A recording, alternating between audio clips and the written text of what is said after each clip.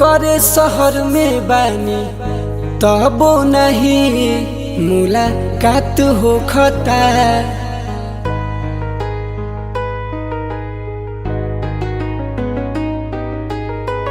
ओ करे शहर में बानी तबो नहीं मुलाकात होखता। अब तो रोवले दिन रात होखता, बिना बादल के बरसात होखता।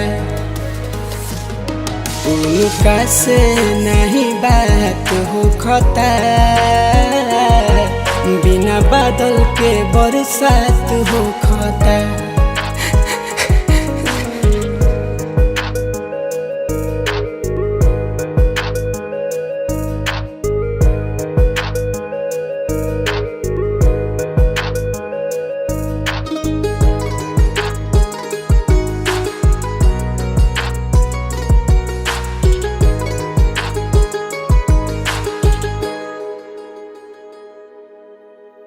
सुनर तो रहे वफादार न रहे, हमरा से वो करा तो प्यारे न रहे।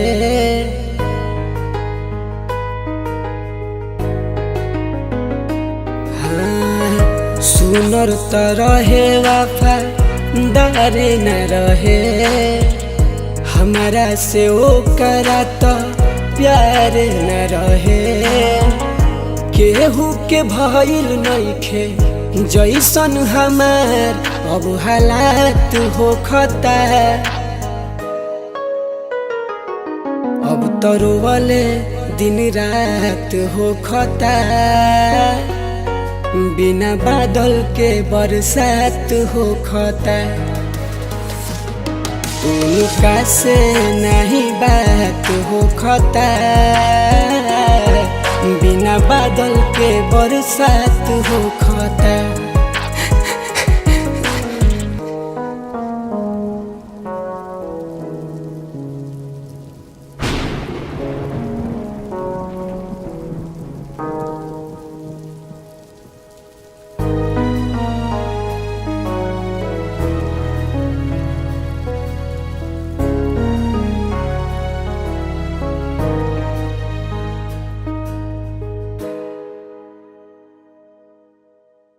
केतनो मनाई बाकी मानत ही नइखे, हमारा के रब पहचानत ही नइखे।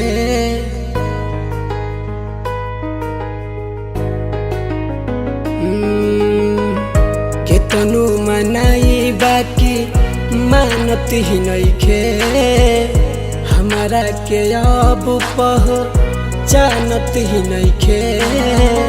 एम के रोहित साथे देखो न आज कल घात होखता। अब तो रोवले दिन रात होखता, बिना बादल के बरसात होखता। उनका से नहीं बात होखता, बिना बादल के बरसात होखता।